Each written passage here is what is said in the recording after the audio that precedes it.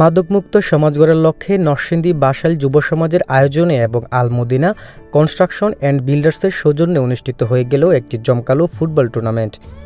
শুক্রবার বিকালে বাসাইলের শিশু পার্ক মাঠে আয়োজিত ফাইনাল খেলায় প্রধান অতিথি হিসাবে উপস্থিত ছিলেন মালয়েশিয়া প্রেস ক্লাবের সাবেক সভাপতি মোহাম্মদ মনির হোসাইন।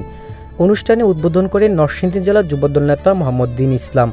প্রধান মেহমান হিসেবে উপস্থিত ছিলেন নরসিংদী জেলা ছাত্রদলের সাবেক যুগ্ম আহ্বায়ক ও নরসিংদী সরকারি কলেজের ছাত্রনেতা মোহাম্মদ মাজহারুল ইসলাম এবং বিশেষ মেহমান হিসেবে উপস্থিত ছিলেন সাব্বির আহমেদ জনি খন্দকার শিক্ষানবিশ আইনজীবী।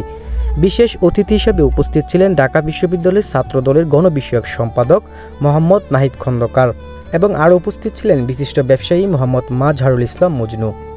এছাড়া সভাপতির দায়িত্ব পালন করেন নরসিংদী জেলা জিয়া পরিষদের সাবেক প্রতিষ্ঠাতা দপ্তর সম্পাদক মোহাম্মদ আব্দুল বাসেদ খন্দকার।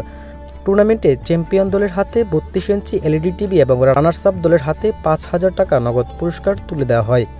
এই উৎসবমুখর পরিবেশে আয়োজিত এই টুর্নামেন্টটি এলাকার ইতিমধ্যে ব্যাপক উৎসাহ উদ্দীপনা সৃষ্টি করেছে এবং খেলাপ্রেমীদের উপস্থিতিতে অনুষ্ঠানটি আরও প্রাণবন্ত হয়ে ওঠে। আয়োজকরা আশা করছেন মাদকমুক্ত সমাজ গড়ার লক্ষ্যে এ ধরনের উদ্যোগ আরও বৃদ্ধি পাবে এবং তরুণদের মাঝে ইতিবাচক প্রভাব ফেলবে।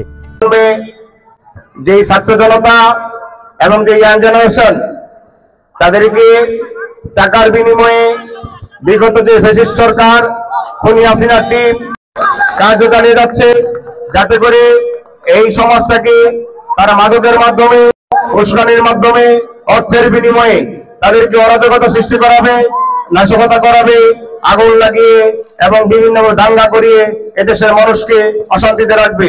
কিন্তু আমরা জাতীয়তাবাদী দল জিয়াউর রহমানের আদর্শে আদর্শিত হয়ে এদেশের মাটিকে শান্ত রাখতে, মাদক মুক্ত রাখতে, অরাজকতা মুক্ত রাখতে আমরা উদ্যোগ নিয়েছি। আলামিন হোসাইন, এটিএন বাংলা, নরসিংদী।